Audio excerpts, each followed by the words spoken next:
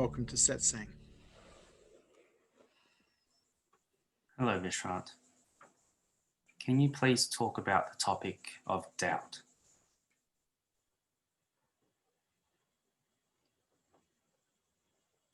Well, doubt is the most healthy thing a human being can actually have, because all of us have been brainwashed. We've been made to believe a great deal of things that aren't our own direct experience. And based on these beliefs, we live our lives.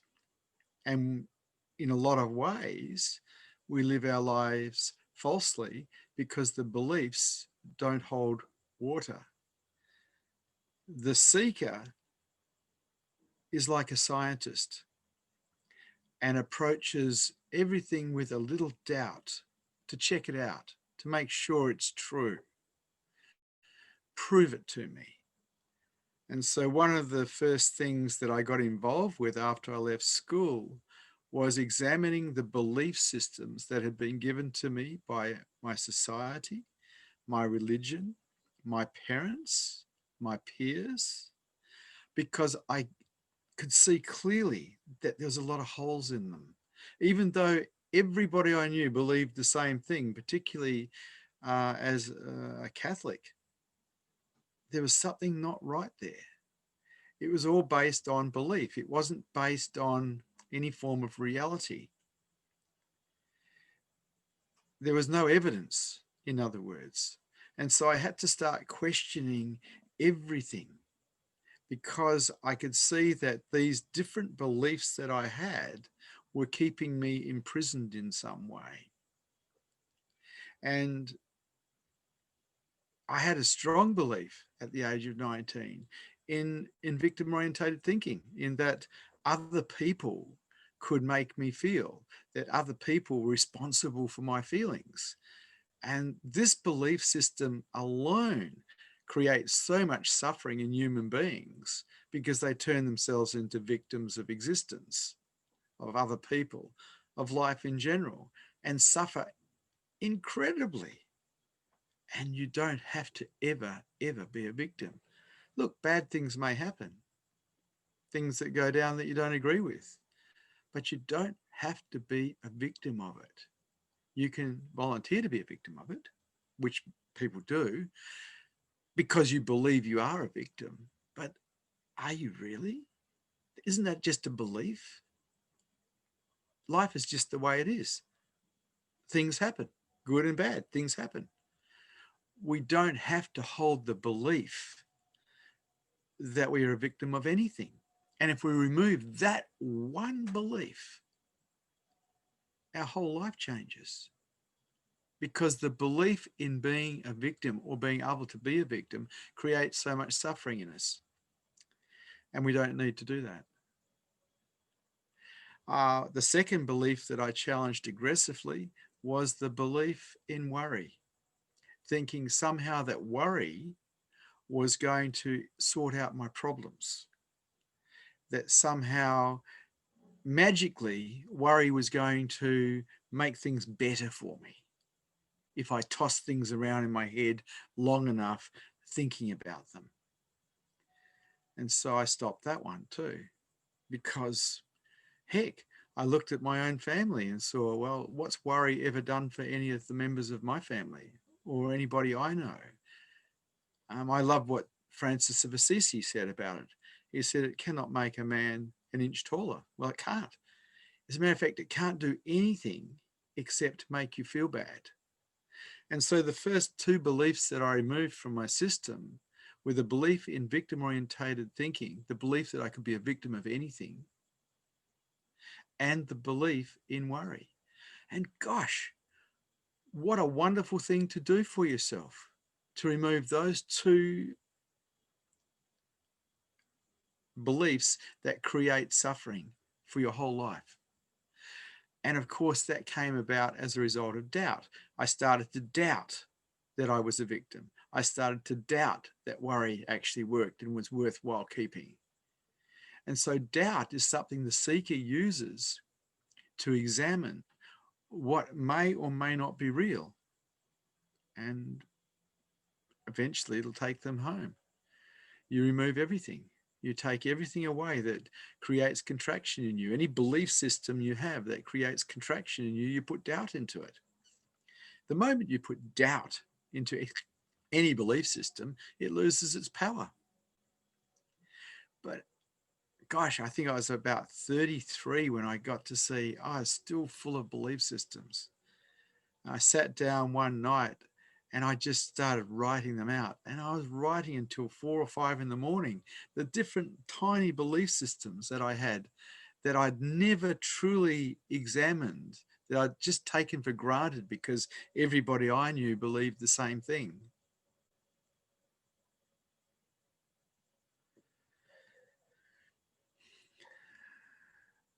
I wrote them on little bits of paper and I threw them in the fire because I had a fireplace. That wasn't enough. I wish it was.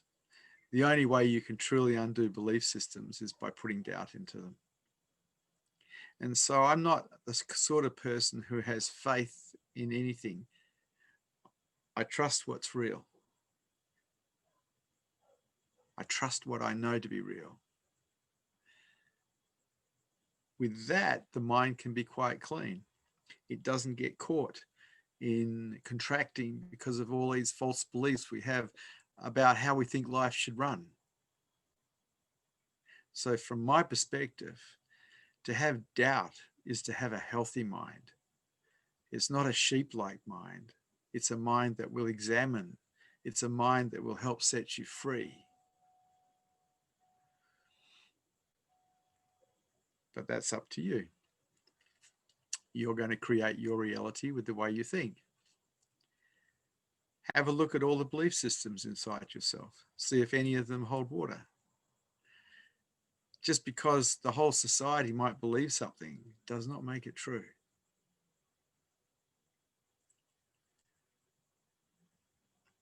Any questions? Any statements? Any challenges to this teaching today?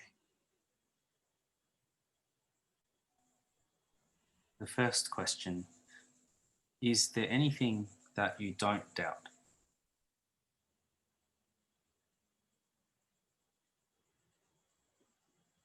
Yeah, there's one thing. My mind does not doubt that I am beingness, that I am that, because that is so. And it's the only thing that my mind actually trusts, the silence and stillness of beingness. That can always be trusted.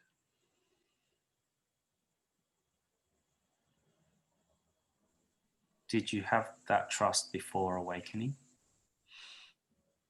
To some degree, yes, because I'd been a meditator for a lot of years, 20 odd years before awakening. And I loved the silence. I loved the stillness. I loved no mind. I loved that peace that comes with that. I also got to see that my mind was a bullduster, that it actually told itself lies and then justified those lies, and recognized clearly that even my mind needed to not be trusted. There needed to be doubt there to question everything.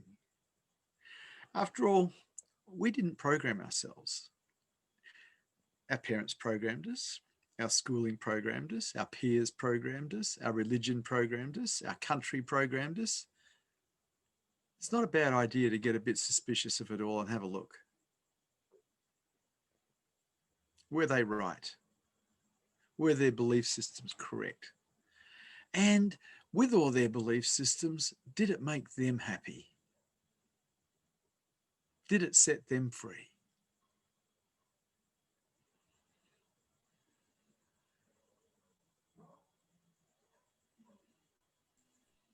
The following question has been written by a viewer.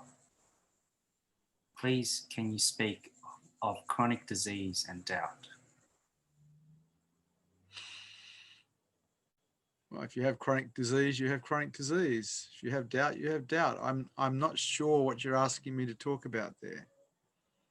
So that's not clear. If you could have your question more concise, that would be better. Thank you.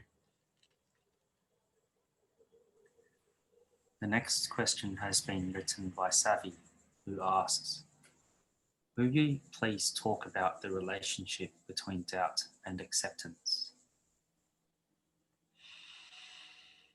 Okay.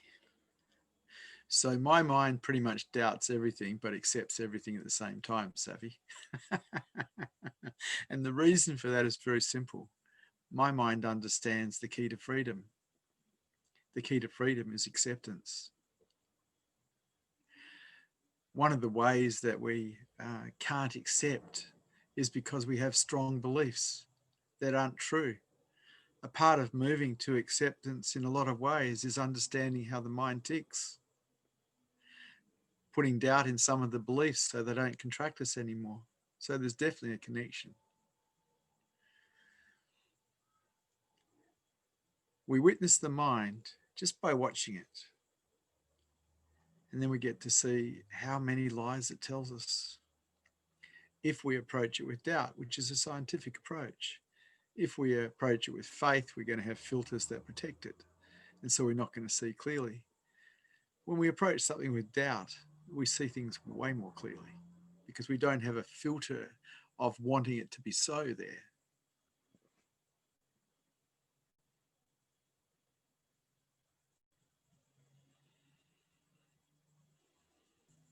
The next question has been written by Marcos. Where does attitude come from? Don't our thoughts determine our attitude? Yes, of course they do. Anything else? So the follow-on. So why give up positive thinking if it can improve my attitude and help me be more successful? I've never suggested give up positive thinking. I've just suggested don't entertain negative thinking. I also don't teach positive thinking because it's just another thing that you have to somehow let go of. Just let go of negative thinking and you're naturally buoyant. All humans are naturally buoyant. The only thing that sinks them is negative thinking. I've never suggested giving up positive thinking. I just don't promote it as a way. I don't promote positive affirmations. It's just another way the mind gets engaged. I'm not interested in engaging the mind. I'm interested in going beyond the mind. What sinks people, what keeps people in lower consciousness is negative thinking. Just remove all of that. That's best. Don't get involved in negative thinking. You've got to remember from what I was saying before, victim-orientated thinking is also negative thinking. It'll take you down every time.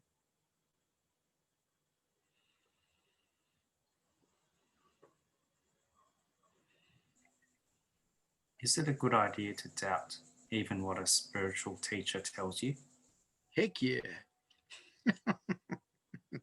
Especially what spiritual teachers tell you. Check it out for yourself. I never, ever ask anyone to believe me. Oh, please don't. Find out what I'm saying for yourself. Check it out for yourself. Make it your knowing. Anyone who just collects belief systems from other teachers is going to get lost. I'm just pointing in a certain direction that you can look for yourself. Look there and find out for yourself. Always doubt your teachers. Always doubt your teachers. Check it out for yourself.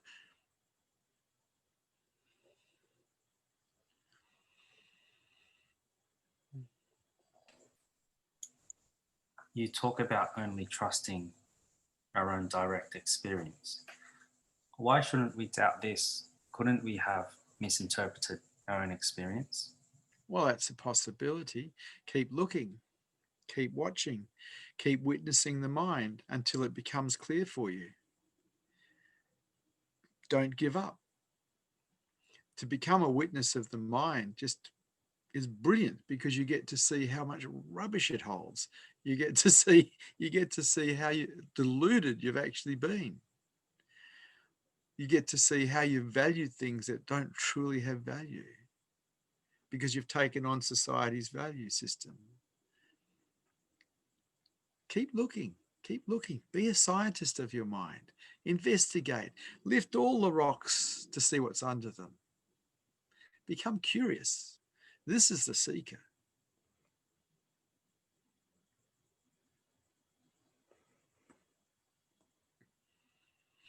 Next question is from Usha, who writes, do planetary positions affect our lives, or is this also belief?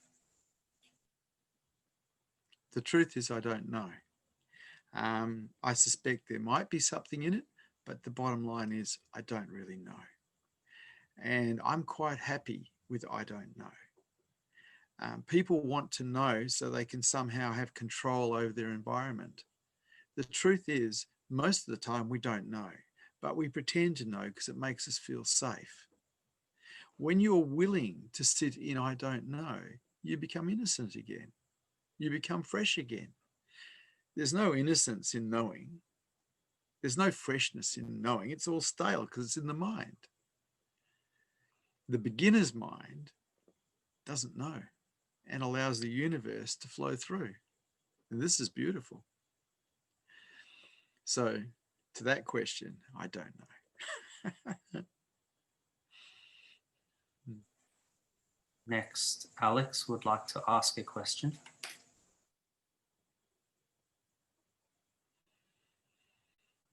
Hello. Hello, Vishrant. Can you hear me? Yes.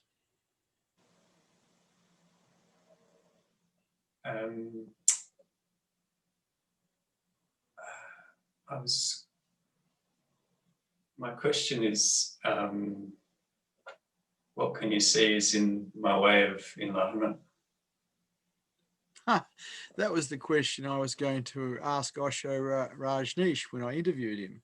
I think I had 12 questions or 13 questions, and that was the 13th question, which I never got to ask him. The reason I didn't get to ask him was because at some point during the interview, I realized he'd been answering that question for me for the 4 years that I'd been with him. And basically, the question itself would have indicated that I haven't listened to him. Because every awakened teacher is continually telling people how to wake up and what they need to do. That's what they do. They don't have anything else to do. That's it. They're lighting people up and they're pointing the way, showing people how to wake up. And so the question in itself has already been answered. But what the question suggests when it comes from you is that you haven't liked the answer, maybe because it's too hard or too inconvenient. And so you need to look back at yourself because the answer has already been answered. Thank you.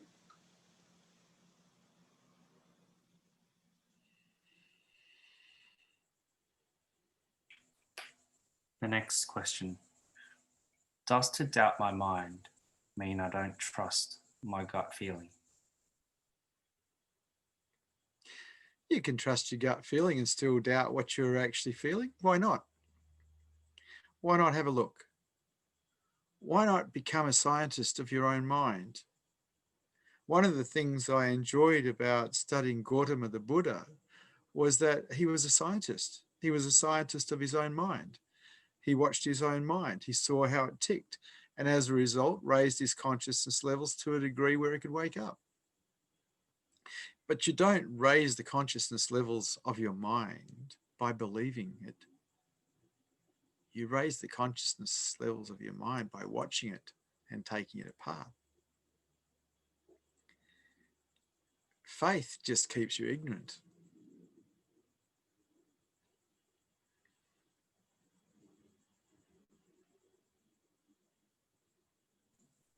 Are blind faith and trust the same thing?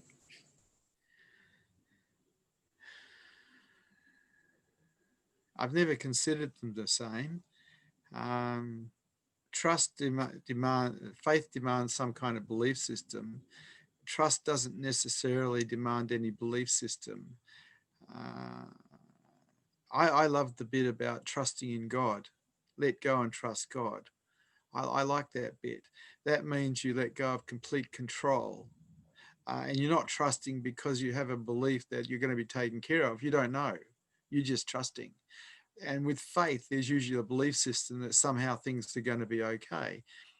Well, I don't like faith one bit because I don't like belief systems, though I do love trust. Let go, trust God. It's brilliant.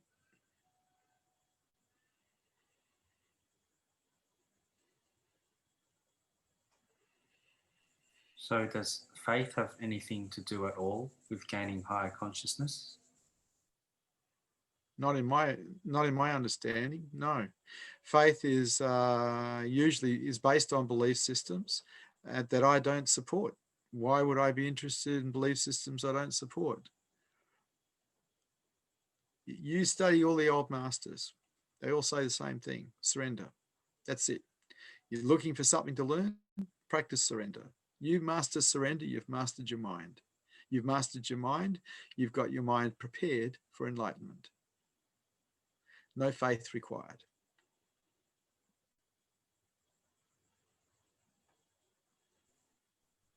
When I start doubting my own mind, I start to feel unsettled and confused.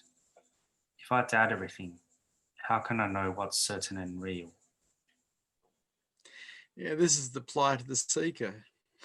You get to a point when you start doubting where you realize there's no purpose in life either, except maybe life itself. But all the other purposes that have been fed to you in the form of belief systems are rubbish. And then you wonder, well, what am I going to do here? If there's no purpose to life, what am I going to do here? Well, what came to me was pretty simple: serve heart, because then your life is beautiful here. Those who choose to serve heart, the noble path, have beautiful lives. And yes, you do get unstable when you start challenging your mind. That's a part of the deal. Freedom from the rubbish that's in your mind only occurs when you undo it. And when we undo anything, it can get messy. And so you can get pretty fragile. That's part of the deal. Or would you rather just keep all the false belief systems? It's up to you. This is your game. This is your game of higher consciousness. No one else is going to play it for you. If you just believe everything that's been put into your mind, well, you're going to stay pretty ignorant.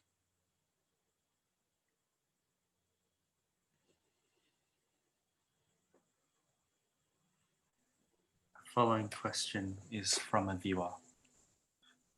I have a multitude of health symptoms that occur in response to most foods: rashes, thrush, consultation, itchiness. I meditate regularly and have tried various nutritional plans over 17 years, but haven't had much relief. Is there anything you can suggest to help my body?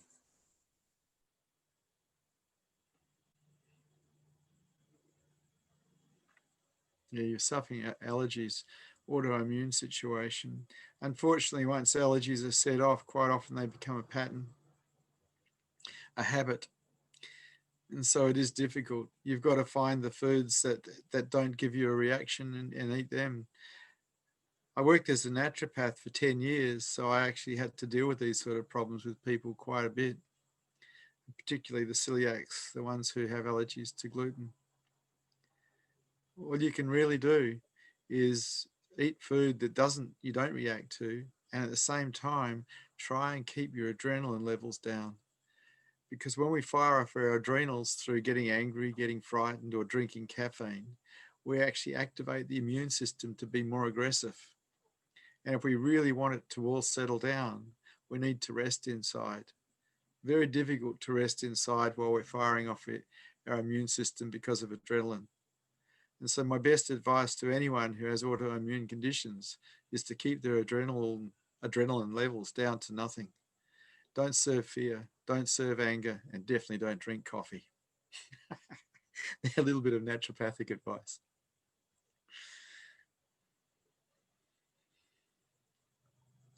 The next question. Is it possible to trust the mind at all?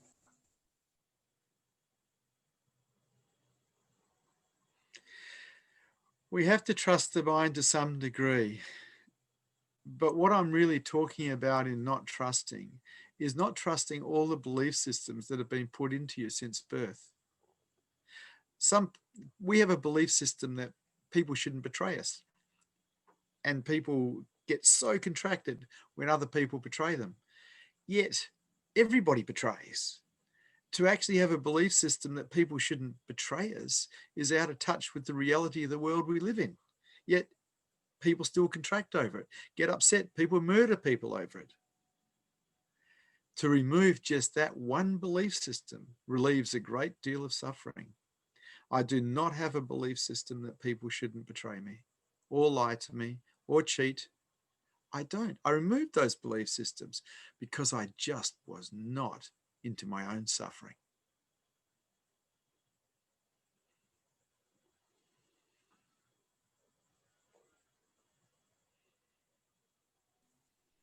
You were speaking of resting and not firing off your adrenals. How do you do this successfully all the time? Wake up. It works. Find yourself as truth. Find yourself as the pure awareness that is aware of your mind. Then the mind rests in that, and then nothing fires off. There is profound contentment for no reason at all. And so if that gives you enough motivation to surrender, use it.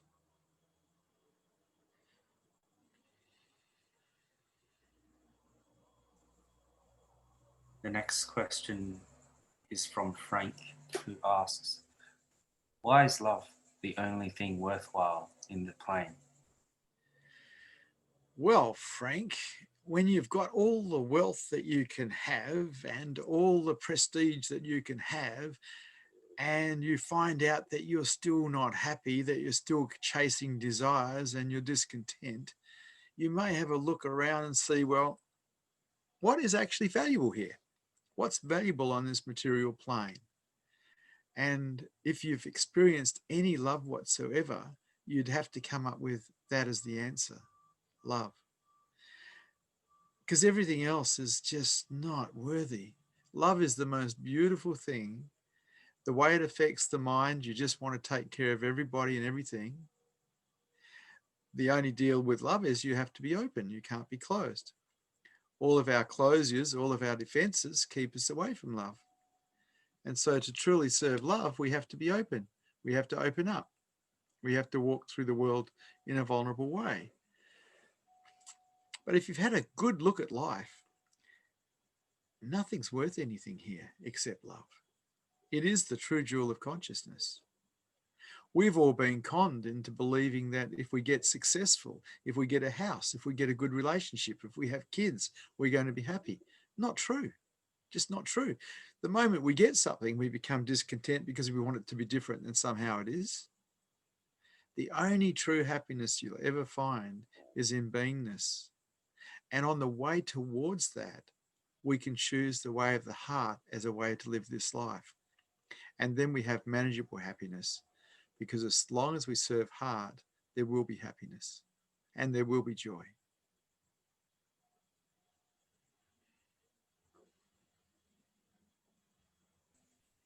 The following question is from Jennifer. Can you please explain what you mean by to serve hard? Okay. So I discovered my heart when I was 33 years old. Now that's pretty old. I thought I knew heart before that. I thought I knew love before that because I cared about people and I was attached to people and I had bonded with people, with women, and I thought it was love because I cared. But then I experienced unconditional love while actually out in the ocean, lost at sea. I experienced unconditional love for the woman in the water with me because we were probably going to die from being eaten by sharks. And this overwhelming feeling of beauty and love came. And I hadn't experienced it like that ever before. And so I became very curious, because I did survive, I got rescued, we did, as to what this was. And it fascinated me so much, because I had been quite successful as a business person and had accumulated all the different toys that people accumulate to show off how wealthy they are. And within 9 months or 10 months of that experience, that unconditional love that I experienced, I walked into my own companies and gave them to my staff and walked out broke. I went in search of my heart, which took me on a 4-year journey around Australia. And on that journey, I found heart because I gave up everything for it. I gave up my ego. I became humble. I became less than. I became a nobody going nowhere. And in that undefended, vulnerable state, I found the beauty of love, the beauty of heart for everybody and everything. And from then on, I lived the way of the heart, which I call the beauty way, because I love everyone and everything. And there is no other way to live that's worthwhile. No amount of wealth can bring you that. No amount of success can bring you that. No amount of prestige can bring you that, or fame can bring you that. That love occurs because we become open and vulnerable and undefended. And then we start to serve heart. And for me, I went into service to human beings. I went back to school. I trained as a naturopath. I trained as a psychotherapist so I could have something that I could help people with. And my whole life then was helping people, whether it was my family or my friends or my client base or whoever I met. The way of the heart dictated that in some way I'd lift them. And this is the beauty way. This is a way that's worth living.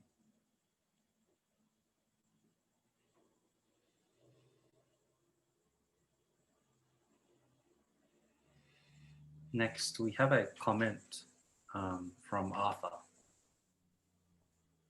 A friend with autoimmune has had success with blood type diets.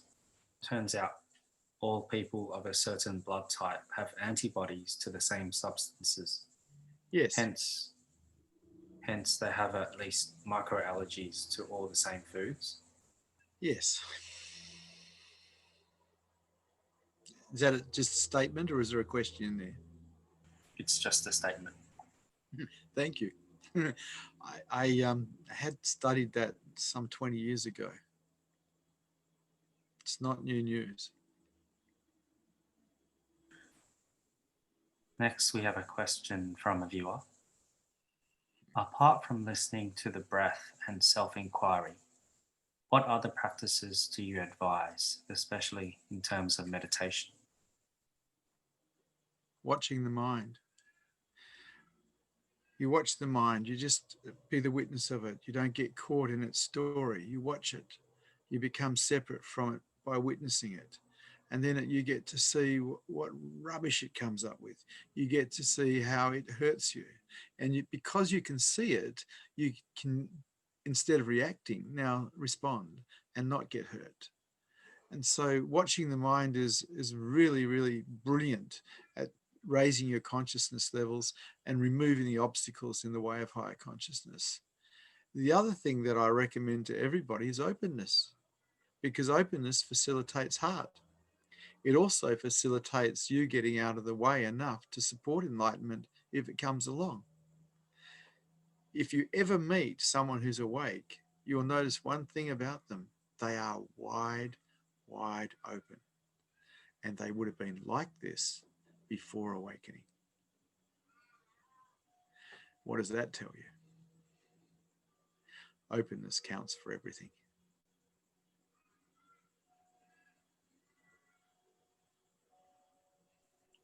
Next, Alex would like to ask a question.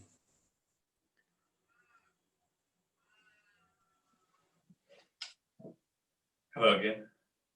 Yeah, hello.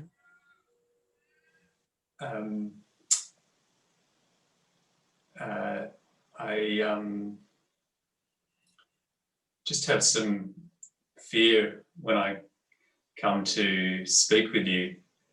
How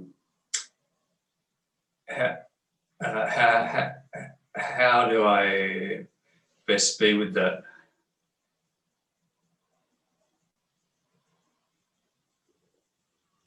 Accept it.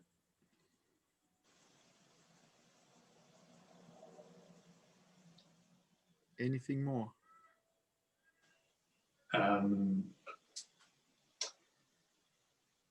Yeah, I've been feeling some frustration about not being able to achieve as many things as I'd like to in a day.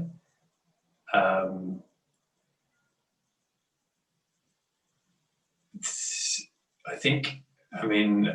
don't think as far as I can see, I don't have any beliefs stopping me letting go. Can I stop you for a second, please? Sure. If you have a question, I'm quite happy for you to ask me a question. I'm not going to have a conversation with me. So if you want to come back in a little while and ask me a question, you're welcome to. But I'm not here just to listen to you. Carry on, mate. Sorry. Okay. Thank you.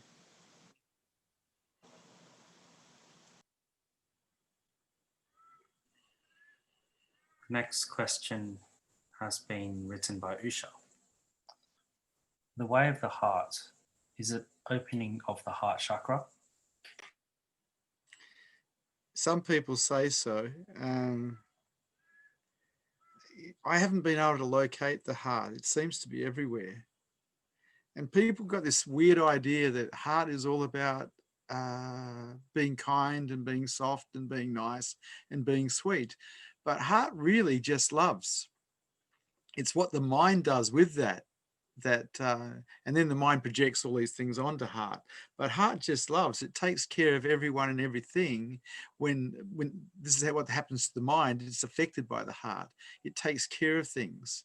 But we look at things, say, with children, you might be telling your child off, and there's so much love there, but the child doesn't register the love. The child registers the telling off. But what you're trying to do is protect the child or teach the child something from a place of love. So love doesn't necessarily have this look of being absolutely kind and gentle and soft. It can be actually quite tough sometimes, but the love is still there. It's affecting the mind.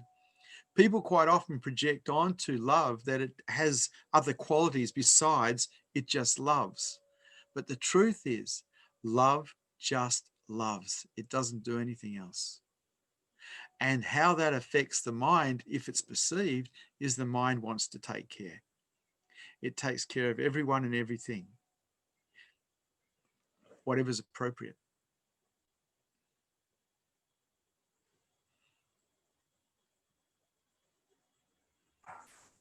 The next question, how can I know if I'm in tune with my inner knowing or just believing my mind? You don't. The mind is so tricky. It will pretend to be inner knowing. The one thing that I know about inner knowing is it just knows. It doesn't use words. It doesn't try to convince you of anything. That's always the ego. It doesn't justify its position ever. It just knows which way to go. And so if this thing that's calling itself inner knowing is trying to convince you of anything, if it's using words, it's not inner knowing, it's the mind pretending to be inner knowing. Inner knowing just knows which way to go. It just knows.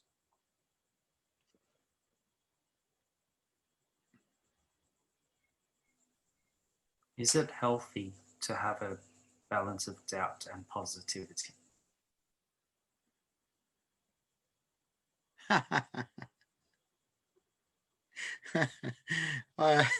Is it healthy? The most healthy thing a human being can do is wake up to their own true nature. Because as long as you're living as an ego, you're actually living as a dream. You're living as something that is false. You're best off learning to die before the body does. Wake up to your own true nature. There is nothing more healthy than knowing yourself as truth.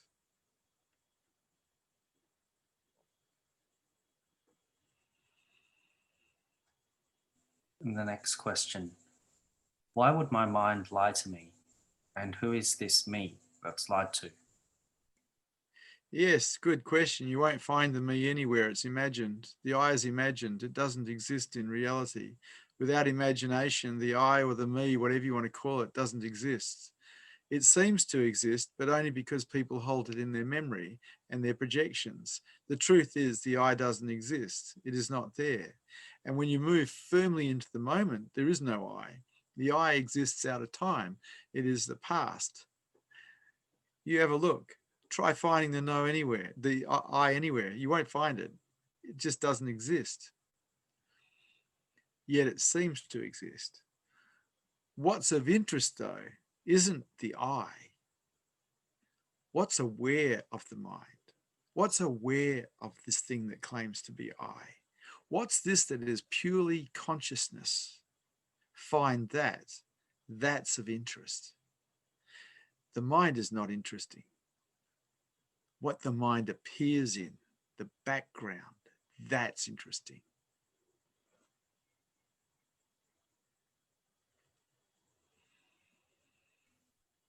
The next question is from a viewer. Is openness an attitude, a belief, a practice, or something else? Well, we were born open to a large degree. So you look at newborn babies and they're wide open. So you look at, well, how did they manage to get so closed?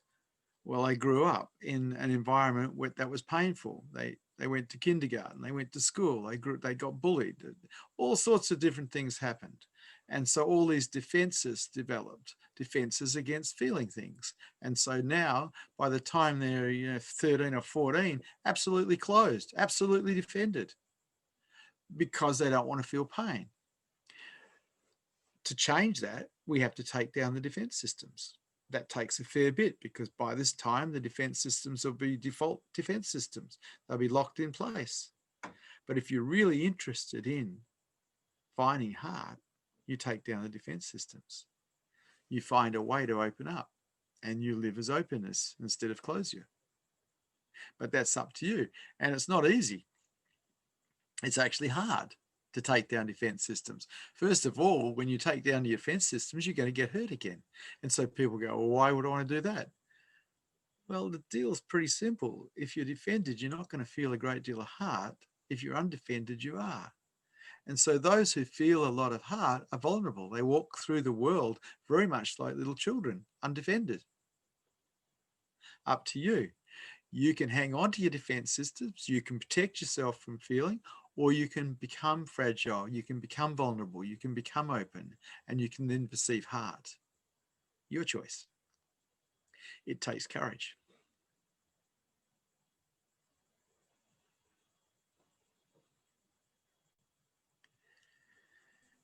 The following question has been written by Arthur. You mentioned last week that awake teachers are loved and hated, or at least controversial. Can you think of any more advice for finding an awake teacher in my area? All awake teachers have a presence. If they don't have a presence, they're not awake. If they have a presence, it's like they're a doorway into beingness. You can melt into them. You can tune into them and melt into them and find yourself as truth. It doesn't matter what they're teaching really, because all the words are rubbish anyway. What's relevant is the Buddha field that is created by awareness being aware of itself in a human being. You tune into that and you can find yourself as truth. Before the Advaita Vedanta teachers came to Perth in 1998, I was on my way up to Rishikesh with my family to live up there with my kids and my wife, with the silent teachers, the ones who are awake, the Mona teachers. Just sit with them, because I knew the answer was surrender. I knew that to my marrow. What I didn't have was a Buddha field here in Perth, West Australia.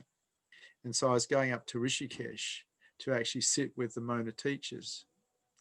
It turned out that the Advaita Vedanta teachers came to Perth, and I found that in their presence, I could find myself as truth. And this is what a awake person is good for, tuning into. They might teach people what's in the way. They might show you the obstacles that are in the way. They might point in the right direction, and that's all very lovely. But someone who's awake can also, not awake, can also do that. What an awake person has that is an advantage to every human being is a presence that you can melt in, a presence that you can tune into and find yourself as truth in.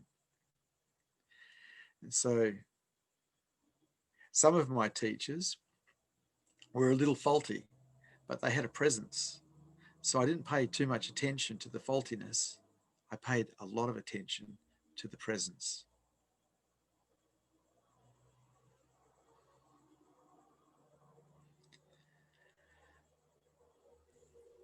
The next question has been written by Craig.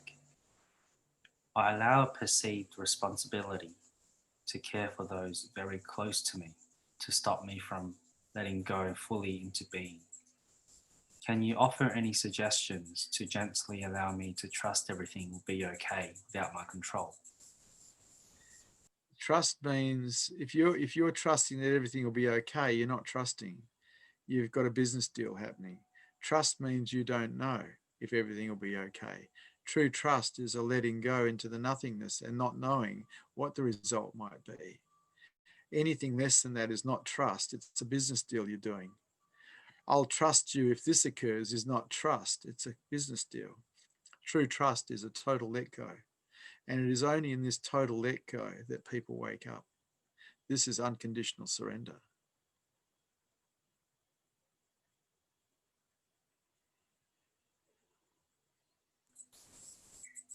What's the difference between having healthy doubt and being completely untrusting?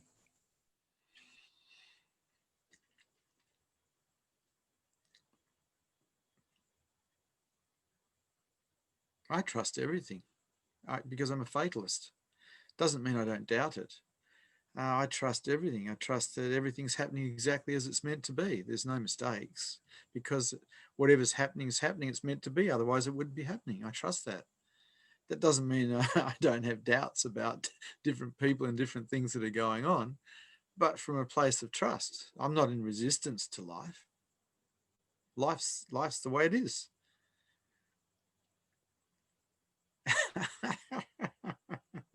People don't understand trust. Trust is you don't get anything from trust. Trust is a death. It's like unconditional surrender. It's the end. It's over. So be it.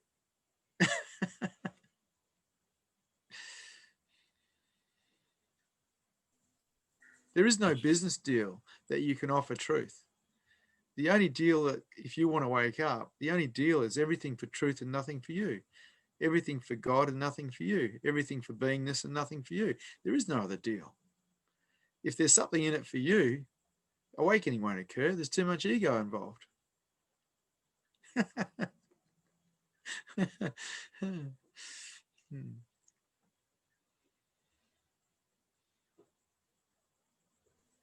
next question is from Usha. Even sitting with you on Zoom, I can tune into your presence and I'm thrown into my true nature.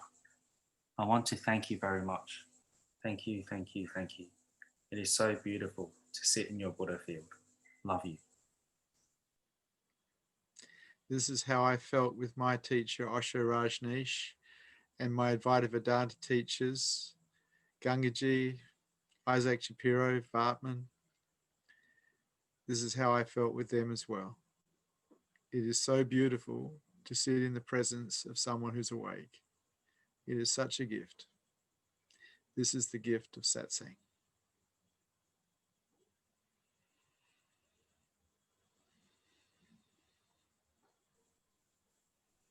There have been times where I feel like I'm falling apart. I don't know what to trust and it feels very disorienting. What would be the best thing to do when this is happening? Fall apart's the best thing that could happen. What's falling apart has nothing to do with who you are. What's falling apart is a false structure that's kept you in prison for lifetimes. Let it fall apart. Rest in the destruction, rest in the rubble, and never resurrect yourself.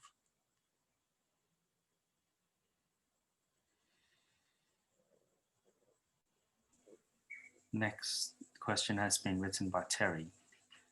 If you trust, how can you doubt? Easy. We've got intelligent minds. We can trust completely that everything's meant to be the way it is, but we can still doubt people's intentions. We can still doubt what's actually happening because we're intelligent. We can see that there's something afoot. We can see there's something amiss, but we can accept it. We don't have to go into resistance to it. We can trust that that's what's meant to be happening, even though we can see that it's not kosher, because we're intelligent. I can see quite clearly when people are trying to lie to me or cheat me or somehow run me down. I can see it very clearly, but I trust that that's meant to be happening. Otherwise, it wouldn't be happening. Have a look and see.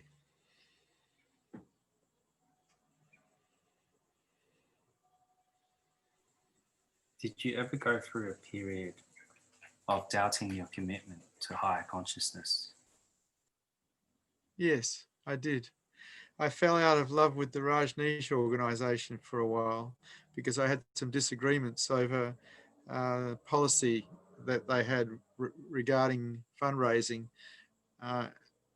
and I fell out of love with the religion, and basically stayed away for 6 months until a friend of mine committed suicide. And I had a look at my life again, and I had a look, well, what am I doing? Because I just partied for 6 months. And I had a look at it and said, we're so temporary here.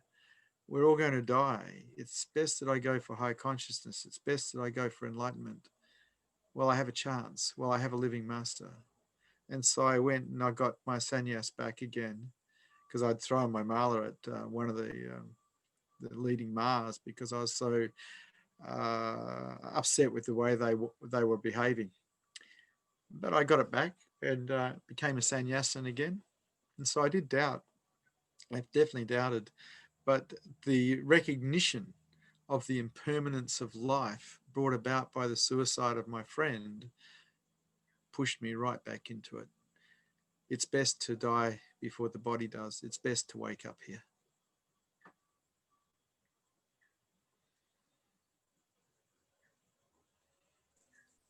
Next, we have a statement from Arthur, who writes, I now know what to do. It came without a single thought. Good for you, Arthur.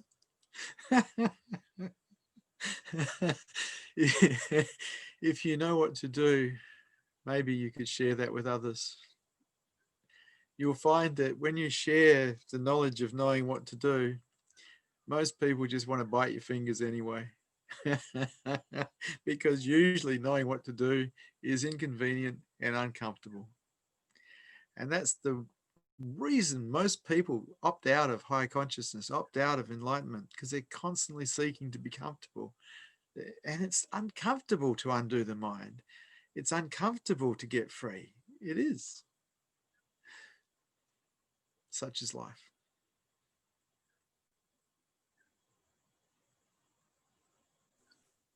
You recommend enlightenment a lot. Why?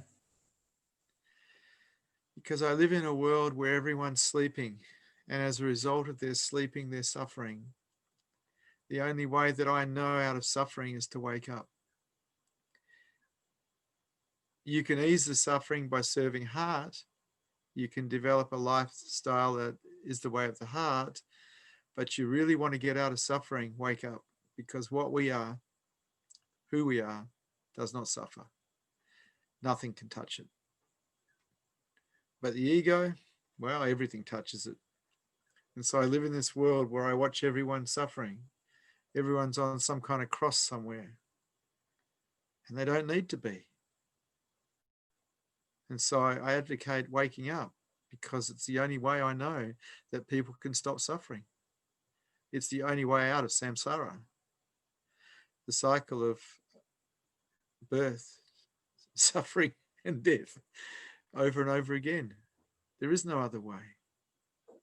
And so I wish everyone could wake up.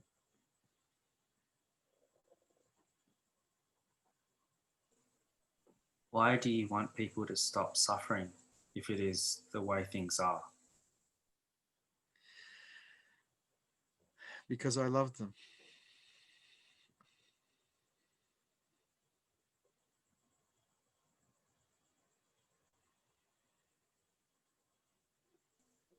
Next question is from Usha. When you can see that you are in resistance and contraction, how do I open myself?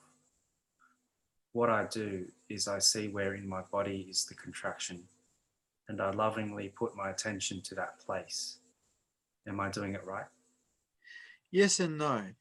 Yes, that will work at opening or helping you open up, but unfortunately it won't challenge the belief system that created the contraction in the first place. Unless we actually undo the belief systems that support the contractions and resistance we have in our bodies, we will continue to resist and contract. And so it is nice to undo the body and to relax the body, but it is nicer to take away the reason it contracted in the first place.